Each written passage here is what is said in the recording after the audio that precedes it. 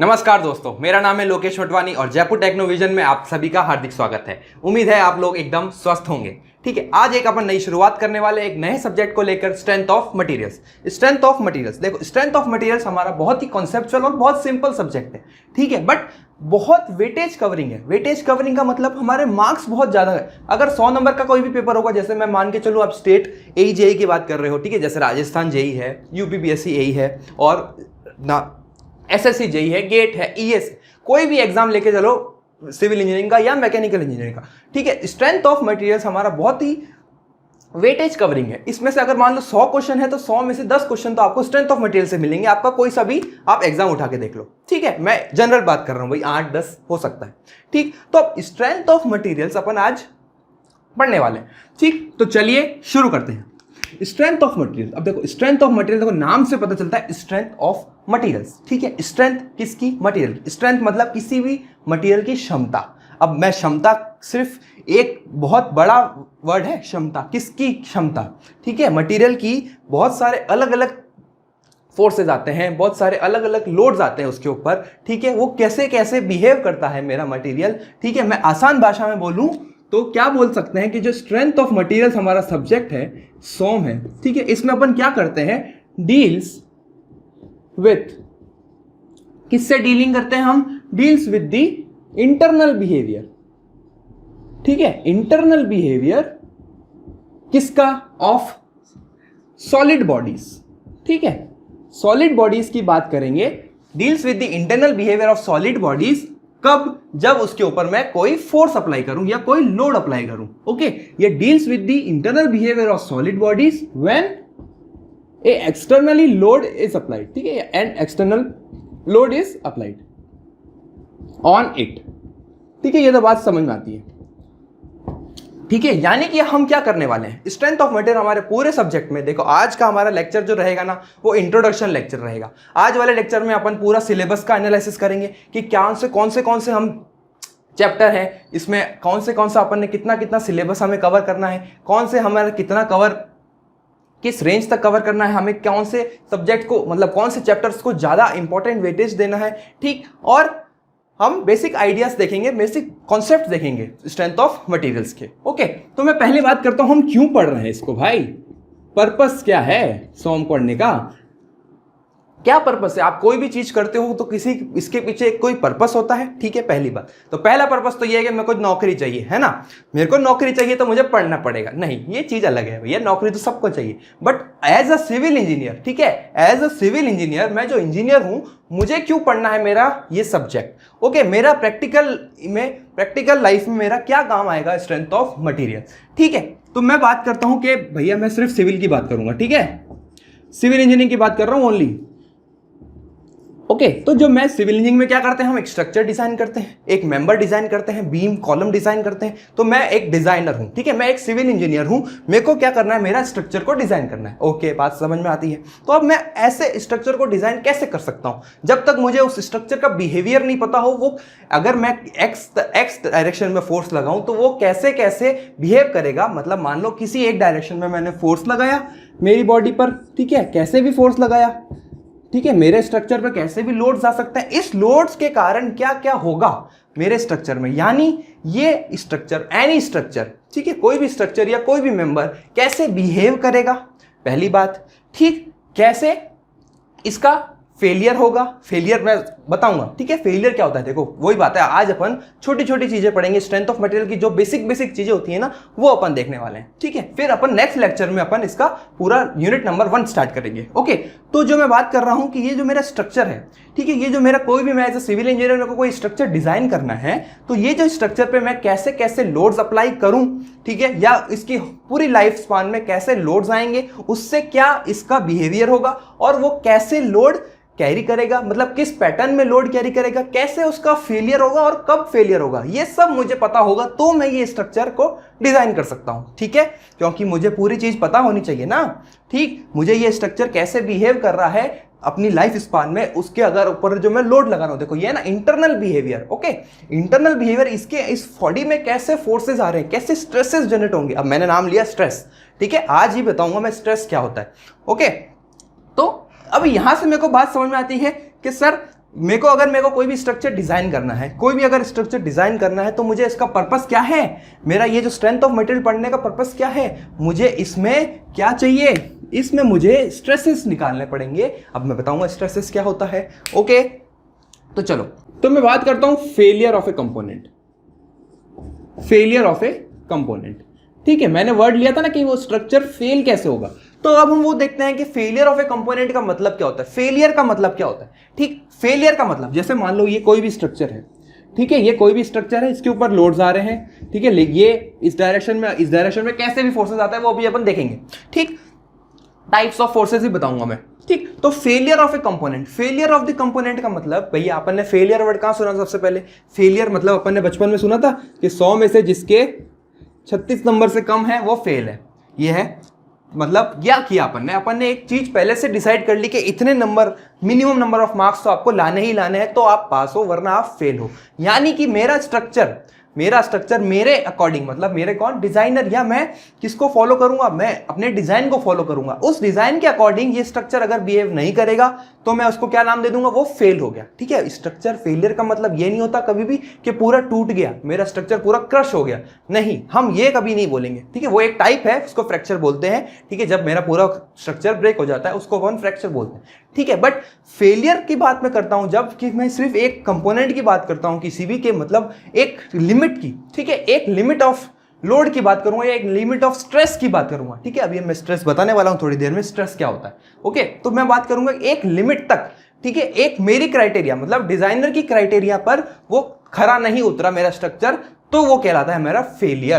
Clear, ये तो आसान भाषा में हुआ। अब प्रैक्टिकल भी चीज देखते हैं भैया, थियोरेटिकल चीज तो इंपॉर्टेंट है, ठीक है, जो अपनी एनालिटिकल चीज है वो तो सबसे इंपॉर्टेंट है। तो मैं बात करता हूं कि फेलियर के दो चीजें होती हैं, एक होता है प्लास्टिक डिफॉर्मेशन और एक होता है फ्रैक्चर। ठीक है, प्लास्टिक डिफॉर्मेशन एंड फ्रैक्चर। देखो, प्लास्टिक डिफॉर्मेशन का ये मतलब होता है, प्लास्टिक डिफॉर्मेशन का मतलब होता है कि ये कंटिन्यू डिफॉर्म होता जा रहा है। अब डिफॉर्म का मतलब, ठीक, डिफॉर्म का मतलब जैसे अगर मैं एक सिंपल बार बनाता हूं, ठीक है, इसको हटा दें, यहां देखो, ठीक, मैंने एक बार बनाई, ठीक, इसको मैं इस साइड से खींच रहा हूं, ठीक है, इस साइड से खींच रहा हूं, तो क्या होगा, ये इसकी लेंथ इंक्रीज हो जाएगी, इसकी लेंथ कुछ इंक्रीज हो जाएगी, इसकी लेंथ कुछ इंक्रीज हो जाएगी, ये लेंथ पहले L थी, अब कितनी हो गई, L प्लस डेल्टा L। ठीक है, कुछ इंक्रीज हो गया, और मान लो यहाँ पे मैंने फिक्स कर रखा है, इधर फिक्स कर रखा है और सिर्फ खींच रहा हूं। ठीक है, ये मार्कर, इसको मैंने यहाँ पकड़ के रखा, उसको यहाँ से खींचा, तो क्या होगा, ये मार्कर की लेंथ बढ़ जाएगी। ठीक है, एज्यूम करो, मार्कर की लेंथ बढ़ेगी नहीं, बट एज्यूम कर सकते हैं कोई एक, ये यहाँ पर एक बॉडी है, ठीक, मैं यहाँ पर एक फोर्स लगा रहा हूँ, इस एक्सियल फोर्स, अब ठीक है, ये नाम भी मैं बताऊंगा, ठीक है, एक्सिस के अलॉन्ग लगता है तो उसको मैं नाम देता हूँ एक्सियल फोर्स। ठीक, तो अगर ये एक ऐसा फोर्स लग रहा है तो इसमें क्या होगा, डिफॉर्मेशन आती जाएगी। ठीक, तो ये एक तरीके का प्लास्टिक डिफॉर्मेशन। ठीक, प्लास्टिक डिफॉर्मेशन आगे अपन जब मटेरियल प्रॉपर्टीज पढ़ेंगे, मटेरियल प्रॉपर्टीज में मैं बताऊंगा कि प्रॉपर्टी होती है प्लास्टिसिटी। ठीक है, तो अपन आगे देखने वाले हैं इसको ढंग से, अभी सिंपल सी चीज है ये, फेलियर ऑफ ए कंपोनेंट। और अगर मैं बात करूं फ्रैक्चर की, तो फ्रैक्चर मतलब वो पूरा क्रश हो गया। ठीक है, वो पूरा क्रश ही हो गया, वो टूट गया, मेरा स्ट्रक्चर पूरा फ्रैक्चर हो गया। ठीक है, फ्रैक्चर अपना हड्डी टूट जाती है ना, वो अपन फ्रैक्चर बोलते हैं उसको, बस वही बात। ठीक, तो ये तो छोटी सी बात हो गई। अब बात करेंगे सर स्ट्रेंथ ऑफ मटेरियल में, हम मटेरियल की बात करते हैं। ठीक है, ये मटेरियल क्या है, तो मटेरियल जनरली दो तरीके से होता है। मटेरियल, अगर मैं मटेरियल की बात करूं, ठीक है, तो मटेरियल दो तरीके का होता है, एक होता है रिजिड, दो टाइप्स का होता है, मतलब रिजिड मटेरियल और एक डिफॉर्मेबल मटेरियल। देखो, नाम से पता चल रहा है रिजिड मटेरियल। रिजिड मटेरियल मतलब क्या, रिजिड मटेरियल मतलब ऐसा मटेरियल कि इसके ऊपर कुछ भी अप्लाई करूं, कैसा भी लोड अप्लाई करूं, कैसे भी मैं स्ट्रेसेस लगाऊं, कैसे भी कुछ भी करूं, इसमें कुछ भी चेंज नहीं आएगा, इसकी शेप और साइज बिल्कुल चेंज नहीं होगी। यानी क्या कह सकता हूं, क्या, no change in geometry, no change in geometry of material. ठीक है, इसकी ज्योमेट्री में कोई चेंज नहीं आएगा, ज्योमेट्री का मतलब शेप, साइज, ठीक है, लेंथ, ये कुछ भी चेंज नहीं होगी। यानी अगर मैं एक सिंपल एक स्ट्रक्चर बनाऊं या एक बॉडी बनाऊं, इसके ऊपर एक फोर्सेस लगाऊं, कैसे भी इस पर कुछ भी नहीं हो रहा है।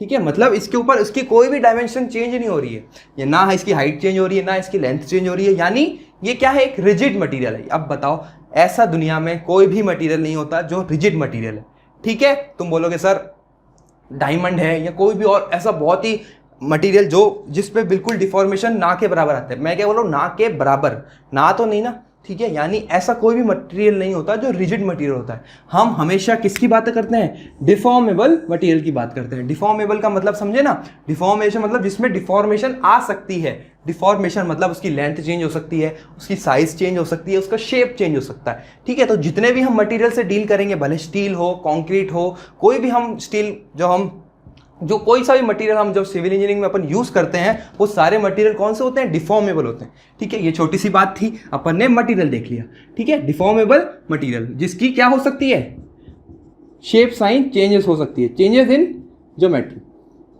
ठीक है। साथ साथ में लिखते रहना, बिल्कुल छोटी छोटी बातें। आज तो अपना इंट्रोडक्शन वीडियो है, ओके। नेक्स्ट बात करते हैं अपन फोर्स की, ठीक है। मैंने बताया ना कि ये फोर्सेस कैसे लग रहे हैं। अब बात होती है सर, फोर्सेस तो अपन बहुत तरीके के होते हैं, ठीक है। अपनी नेचर में फोर्सेस बहुत तरीके के होते हैं। कौन कौन से फोर्सेस होते हैं, जैसे अपन जनरली मैं बात करूं फोर्सेस की, ठीक है। हम कौन से फोर्सेस की बात करेंगे, ये भी तो पता होना चाहिए कि जो हम स्ट्रक्चर पे फोर्सेस कौन कौन से लगेंगे, ये भी तो मेरा एक डिजाइन का पार्ट है, ओके। तो मैं बात करता हूं फोर्सेस की। तो टाइप्स ऑफ फोर्सेस में सबसे पहले अपन देखेंगे मैकेनिकल फोर्स। जनरली 3 तरीके के अपन फोर्सेस देखते हैं लाइफ में, मैकेनिकल फोर्स, दूसरा इलेक्ट्रोमोटिव फोर्स, ईएमएफ जिसको बात करते हैं अपन, इलेक्ट्रोमोटिव फोर्स या इलेक्ट्रोमैग्नेटिक बोल दो, कुछ भी बोल दो, ठीक है। और क्या देखते हैं अपन, ग्रेविटेशनल फोर्सेस देखते हैं, ग्रेविटेशनल फोर्सेस, ठीक है। अब बताओ सर, ग्रेविटेशनल फोर्सेस, यहां से शुरू करता हूं मैं, ठीक है। ग्रेविटेशनल फोर्सेस कौन से होते हैं कि भैया 2 प्लैनेट्स आपस में जो फोर्स लगा रहे हैं, यानी कि मैं यहां अर्थ पे खड़ा हूं, मेरे ऊपर फोर्स कौन लगा रहा है, कोई दूसरा प्लैनेट लगा रहा है। तो यहां इसको तो कंसीडर करने की जरूरत ही नहीं है, क्यों, क्योंकि ये फोर्स सबके ऊपर कांस्टेंट लग रहा है। कोई भी मटेरियल है, कुछ भी है, सबके ऊपर यही चीज लग रही है और अपने को इसको कैलकुलेट करने का कोई सेंस नहीं है, ठीक, ये कैंसिल। इलेक्ट्रोमैग्नेटिक फोर्स भी कोई मतलब नहीं है। जो मैकेनिकल फोर्स होता है ना, मैकेनिकल फोर्स मतलब ऐसा फोर्स जिसके लिए हम क्या करें, फिजिकल कांटेक्ट यूज करें, यानी हम क्या कह सकते हैं, physical contact is must, contact is must. ऐसा फोर्स, जैसे मैंने ये मेरा एक बॉडी है, इसके ऊपर मैंने ऐसे फोर्स लगाया, मतलब जैसे मान लो ये मार्कर है, इसको मैंने ऐसे टच किया, यानी कि मुझे फिजिकल कांटेक्ट जहां पर नीड होता है, जैसे फिजिकल कांटेक्ट मतलब ये मेरा एक सरफेस है, इस सरफेस में मैं अगर फिजिकली एक लोड लगाता हूं, ठीक है, सॉरी फिजिकली एक फोर्स लगाता हूं, वो कहलाता है मेरा लोड, ठीक है। जो हम बात करेंगे ना हमारे पूरे हर सब्जेक्ट में, लोड्स लोड्स लोड्स, तो वो लोड्स कौन से होते हैं, जहां हमें फिजिकल कांटेक्ट जहां होता है, मतलब मैकेनिकल टाइप ऑफ फोर्स होता है। हमें ग्रेविटेशन फोर्स से मतलब नहीं, हमें इलेक्ट्रो फोर्स से मतलब नहीं। तो मैं एक जनरल वर्ड बोलता हूं ना, किसी भी स्ट्रक्चर पे फोर्स लग रहा है या किसी भी स्ट्रक्चर पे लोड लग रहा है, तो मैं सिर्फ और सिर्फ किसकी बात करूंगा, स्ट्रक्चर पे लोड्स की बात करूंगा। हम फोर्सेस की, यहाँ ये फोर्सेस तो एक जनरल वर्ड हो गया, एक फोर्स तो एक जनरल वर्ड हो गया, बट प्रॉपर अपन सिविल इंजीनियरिंग की भाषा में क्या बोलेंगे, लोड, ओके। अब अलग अलग लोड्स होते हैं भैया, स्टील में अपन अलग देखेंगे, आरसीसी में अपन अलग देखते हैं, और स्ट्रेंथ ऑफ मटेरियल में अपन अलग, सब हम हर मटेरियल के लिए जब भी अपन कोई भी मटेरियल डिजाइन करेंगे उसके लिए उसका अलग लोड आएगा। बट देखो, लोड और फोर्स में कंफ्यूज मत होना, छोटी सी बात है कि मैकेनिकल फोर्स ही हम क्या कहते हैं, लोड, यानी यहां जहां हमें फिजिकल कांटेक्ट की जरूरत होती है, ओके। तो अब मैं बात करता हूं सर इस फोर्सेस से क्या होता है, ठीक है। मैंने फोर्स लगाया, मैंने स्ट्रक्चर पे फोर्स लगाया, तो अब इससे क्या हुआ, देखो आज वाला लेक्चर सिर्फ और सिर्फ कॉन्सेप्चुअल लेक्चर है, ओके। तो जैसे देखो ये मेरा एक बॉडी है, इस पर मैंने क्या लगाया, यहां से इस डायरेक्शन से मान लो एक ऐसे फोर्स लगाया P, ठीक है। तो अब क्या हुआ, तो अब मेरा पिक्चर में आएगा स्ट्रेस,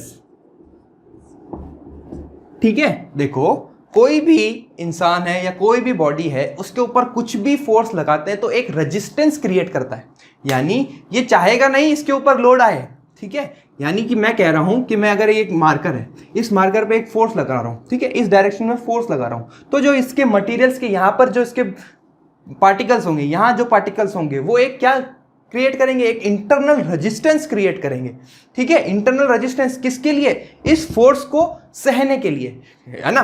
कोई जैसे मान लो एक मार्कर है या कुछ भी बॉडी है, कोई सा भी एनी मटेरियल, ठीक है, स्ट्रेस की जनरल वर्ड कर रहा हूं, एनी मटेरियल, यानी मैं कह सकता हूं कि इंटेंसिटी ऑफ रेजिस्टेंस,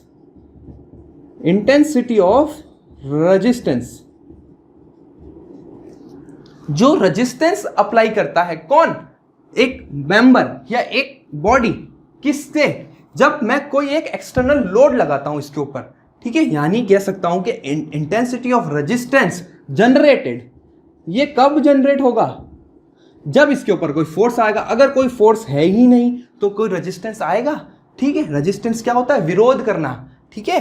अगर मैं किसी स्ट्रक्चर पे कोई लोड लगाऊं ही नहीं तो वो विरोध क्यों करेगा भाई, ये चुपचाप शांति से बैठा है ना, इसके ऊपर जब मैं लोड लगाऊंगा तब ये रेजिस्टेंस क्रिएट करेगा। ओके, तो देखो स्ट्रेस, अब स्ट्रेस की डेफिनेशन आने वाली है, ठीक है। स्ट्रेस होता है intensity of resistance generated by the body when external load is applied on it, when external load is applied on it।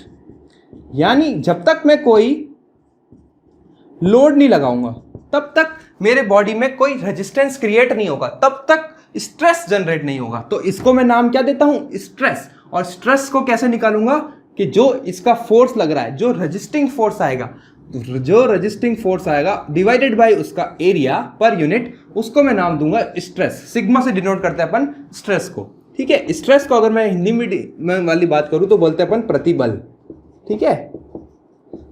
प्रतिबल, देखो नाम से समझ में आ रहा है, प्रतिबल हिंदी में अपने आप वर्ड समझ में आ जाता है। यानी बल के जो अपोजिट, यानी अपोजिंग नेचर का, यानी रेजिस्टेंस, जो बल के लिए जो रेजिस्टेंस, ठीक है। अब मैं हिंदी एग्जैक्ट में अपन चलना नहीं है, यहां देखो, ठीक। तो intensity of resistance generated by the body when an external load is applied on it.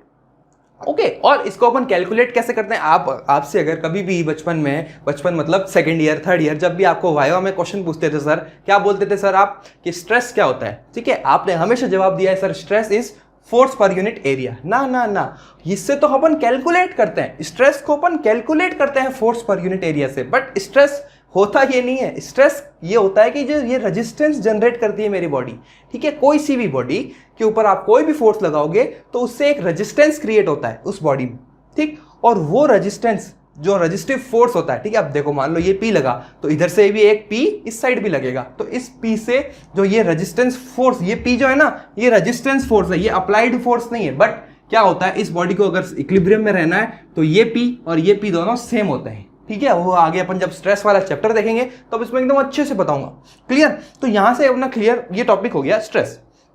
तो अब बात होती है सर स्ट्रेस हो गया, ठीक। अब स्ट्रेन क्या है, ठीक है। आज अपन सिर्फ बेसिक चीजें देखते हैं सॉम की, और अपन पूरा जो सिलेबस है वो एनालिसिस करेंगे, ठीक है। स्ट्रेन, ठीक है। स्ट्रेन को हिंदी में बोलते हैं विकृति, ठीक। स्ट्रेन होता है हमारा कि जैसे मान लो एक मेरी बॉडी, वापस इसके ऊपर मैंने एक वापस दोनों डायरेक्शन में क्या लगाया, एक फोर्स लगाया, तो ये क्या होगा, दोनों साइड से एक्सटेंड हो जाएगी, यानी इसकी एक लेंथ बढ़ जाएगी, यानी क्या हो गया, डिफॉर्मेशन हो गई मेरी बॉडी में। ये लेंथ थी L, इधर भी डेल्टा L, इधर भी डेल्टा L, मान लो दोनों साइड से डेल्टा L बढ़ गई, यानी क्या हुआ, डिफॉर्मेशन हो गया मेरी बॉडी में। अगर मैं एक फोर्स लगा रहा हूं, बात समझ में आती है बिल्कुल। तो स्ट्रेन है ना, स्ट्रेन होता है एक भी हमारा फंडामेंटल कॉन्सेप्ट होता है मेरी बॉडी के लिए, ठीक है। कोई भी स्ट्रक्चर है उसका फंडामेंटल बिहेवियर के हमें स्ट्रेन से पता चलता है, ठीक है। Fundamental concept, fundamental behaviour of what, of a structure और मेंबर,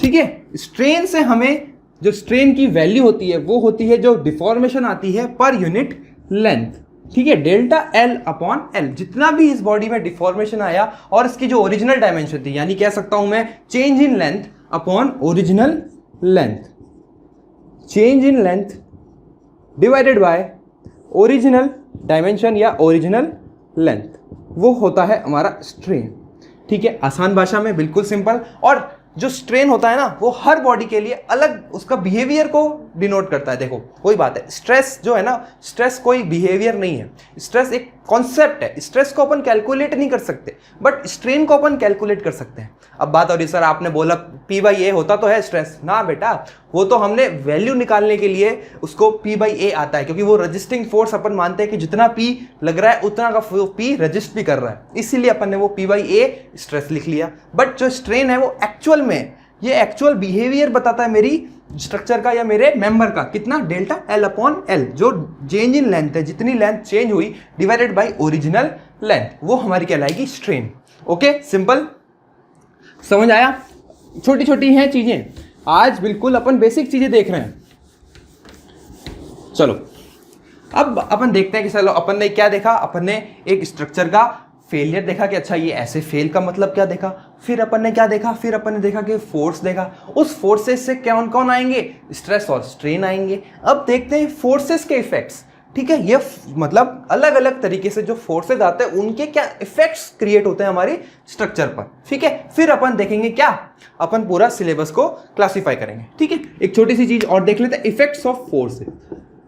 इफेक्ट, क्योंकि देखो ये वाली चीजें है ना कोई बताता नहीं है, और कोई भी चीजें अपन को ये चीजें काम नहीं आएगी। फिर मैं कह रहा हूं आज का लेक्चर हमें बस सिर्फ और सिर्फ हमारा बेस बनाएगा, फाउंडेशन बनाएगा जो हमारा स्ट्रेंथ ऑफ मटेरियल का है। ओके, तो इफेक्ट ऑफ फोर्सेस की बात करता हूं, इफेक्ट ऑफ फोर्सेस।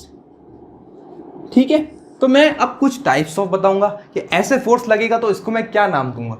ठीक है, पहला आपने देखा होगा कि जब अभी मैंने एग्जांपल लिया था जो कि एक मेंबर है, इधर एक फोर्स लगा रहा हूं और एक इधर एक फोर्स लगा रहा हूं, यानी मेरा ये जो देखो एक मार्कर है, ये मार्कर है, इसको इधर से खींचा और इसको इधर से खींचा, देखो खींचना, यानी क्या होगा, यानी कि ये जो मेरा मान लो एक ये है, ठीक है, ये एक मैं सिंपल छोटा सा एक पार्ट मान लेता हूं, तो इसमें एक्सटेंशन आएगी, एक्सटेंशन आएगी या स्ट्रेच हो जाएगा ये बॉडी, एक्सटेंशन या स्ट्रेचिंग, नाम दूंगा स्ट्रेचिंग। ठीक है, एक्सटेंशन या एक्सटेंशन आ जाएगा अगर मैं इस डायरेक्शन में ऐसे फोर्सेस लगाऊंगा। ठीक है, यानी इसको मैं क्या नाम दूंगा, टेंसाइल फोर्स। ठीक है, और इस इफेक्ट को क्या नाम दूंगा, टेंशन। ठीक है, यानी कि इस बॉडी में क्या आ रहा है, टेंशन आ रहा है। अपन टेंशन बोलते हैं ना कि आज मेरे को बहुत टेंशन है, वो चीज अलग है। यहाँ एक्चुअल में टेंशन का मतलब ये होता है कि एक्चुअल में मतलब मैं किसी बॉडी को ऐसे फोर्सेस अप्लाई करूं, किसी बॉडी पर इस डायरेक्शन में और इस डायरेक्शन में इक्वल एंड अपोजिट फोर्स लगाऊं, तो ये बॉडी क्या होनी चाहिए, खिंचना चाहिए, एक्सटेंड होना चाहिए। तो इस एक्सटेंशन को मैं नाम क्या देता हूं कि इस बॉडी में क्या आ रहा है, कौन सा फोर्स आ रहा है, टेंशन फोर्स आ रहा है। Okay, tensile force. ऐसा कहीं ऐसे ही सिमिलरली इसी का ही उल्टा, सबको पता है इसका उल्टा क्या आएगा, कंप्रेशन। ठीक है, यानी कि क्या हो रहा है, वो दबाव महसूस करेगा। ठीक है, यहां इसी मार्कर को मैं क्या कर रहा हूं, दबा रहा हूं, इसकी लेंथ कम करना चाह रहा हूं, यानी कंप्रेस करना चाह रहा हूं, कंप्रेस करना चाह रहा हूं, तो इसको मैं क्या नाम दूंगा बेटा, कंप्रेशन। ठीक है, या अगर जो फोर्सेस को बोलूंगा तो compressive force, compressive force. Simple, बहुत सिंपल है। ठीक है, दो तरीके के अपन ने इफेक्ट देखे फोर्स का। अब तीसरा देखते हैं, नेक्स्ट देखते हैं अपन ट्विस्टिंग। ठीक है, नाम से पता चल रहा है आपको, इसको हटा देता हूं अब इफेक्ट ऑफ फोर्सेस को। ठीक है, ट्विस्टिंग, ट्विस्टिंग मतलब किसी भी जैसे ये एक वापस स्ट्रक्चर है, ठीक है, ये एक बार है, इसको मैं अगर देखो ऐसे फोर्सेस लगाऊं, इधर इस डायरेक्शन में और इस डायरेक्शन में ऐसे, और यहां पर देखो ये ऐसा लग रहा है, ठीक, तो यहां पर ये इधर जाएगा उल्टा,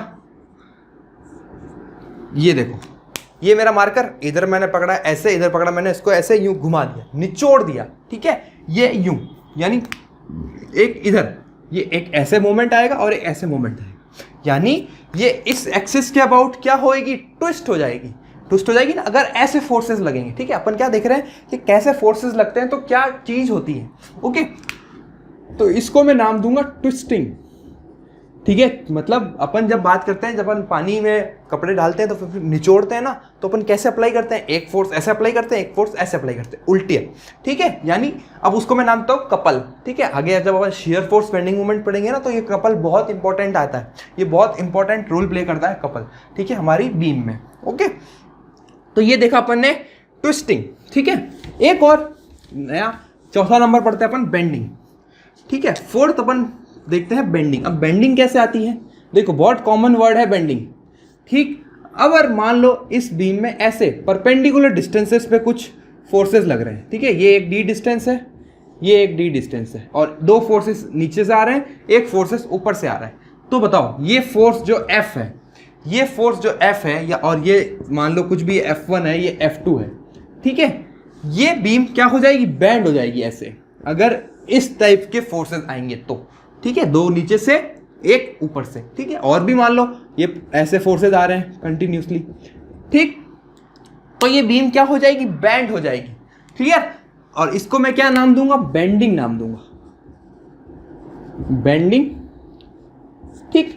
ये हो गया हमारा fourth type of effect of force, ठीक है, क्योंकि देखो इस फोर्स के कारण देखो मोमेंट जनरेट होते हैं। मोमेंट क्या होता है, फोर्स इनटू जो डिस्टेंस है, किसी पर्टिकुलर डिस्टेंस और किसी पर्टिकुलर डिस्टेंस पे जो फोर्स लग रहा है उसको मैं अगर मल्टीप्लाई करूं परपेंडिकुलर डिस्टेंस इनटू फोर्स, तो यहाँ एक मोमेंट क्रिएट होता है। इस मोमेंट के कारण बीम क्या हो जाती है, बैंड हो जाती है। ओके, अब नेक्स्ट पढ़ते हैं शियर। लास्ट हमारा 5, देखो 5 तरीके से किसी भी फोर्स का अपन इफेक्ट को देखते हैं, ठीक है। लास्ट है हमारा नेचर ऑफ फोर्स या इफेक्ट ऑफ फोर्स कहेंगे जिसको शियर, ठीक है। 5th अपन देखते हैं शियर, ठीक है। देखो क्या होता है, वापस कोई भी एक मटेरियल है, अगर किसी एक सेक्शन की बात करूं, ठीक है, देखो वही बात है कि प्लान, एलिवेशन, सेक्शन, ये चीज़ें बच्चों को क्लियर नहीं होती हैं।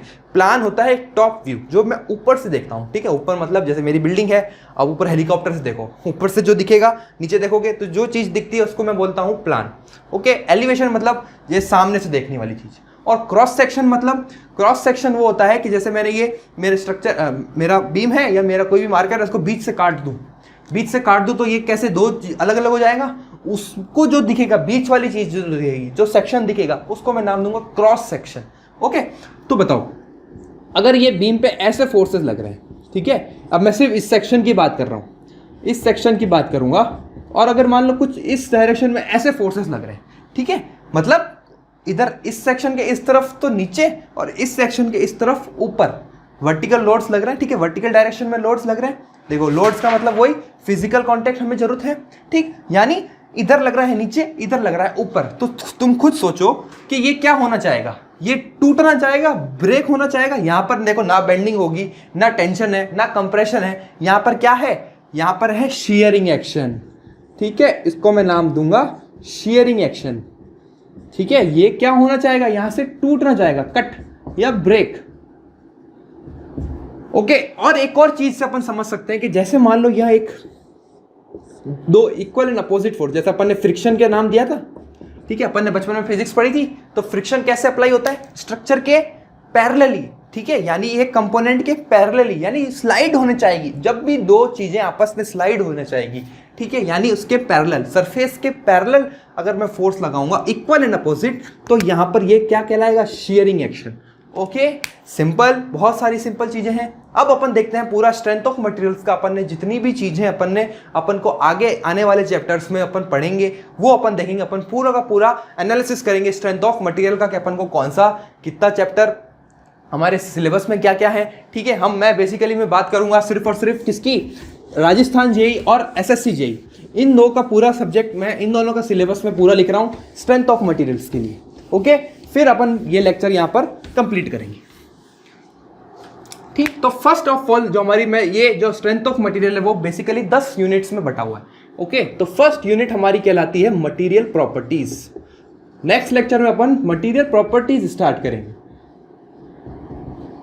ठीक है। मटेरियल प्रॉपर्टीज में देखो सारी जितनी भी प्रॉपर्टीज होती है ना, elasticity, plasticity, ductility, toughness, brittleness, जो भी आपने जितने भी प्रॉपर्टीज का नाम सुना है, अपन सारी की सारी मटेरियल प्रॉपर्टीज में देखने वाले हैं। ओके, ये हो गई हमारी यूनिट नंबर 1।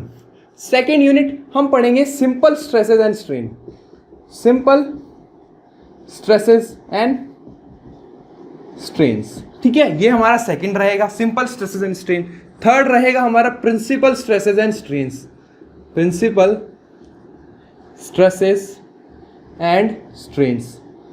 अब बोलोगे sir principal stresses and strains है ना, अपने जो राजस्थान जेईई की बात कर रहा हूं मैं, जो राजस्थान जेईई की सिलेबस में एग्जैक्टली ये वर्ड गिवन नहीं है principal stress and strain, but इससे भी क्वेश्चन आ सकता है। ओके, तो अपन को ये छोड़ना नहीं है, क्योंकि देखो अभी आगे मैं बताऊंगा टॉर्शन, ठीक है, टॉर्शन में भी प्रिंसिपल स्ट्रेसेस एंड स्ट्रेन्स अपन को पढ़ना पड़ेगा, तो हम यहाँ छोड़ नहीं सकते, क्योंकि इसी में अपन देखो इलास्टिक कांस्टेंट्स भी देखने वाले हैं, क्योंकि आपके सिलेबस में एग्जैक्टली इलास्टिक कांस्टेंट्स लिखा हुआ है, ये वर्ड नहीं लिखा, क्योंकि इलास्टिक कांस्टेंट इस चैप्टर में अपन पढ़ेंगे, प्रिंसिपल स्ट्रेसेस एंड स्ट्रेन्स में पढ़ेंगे, ठीक।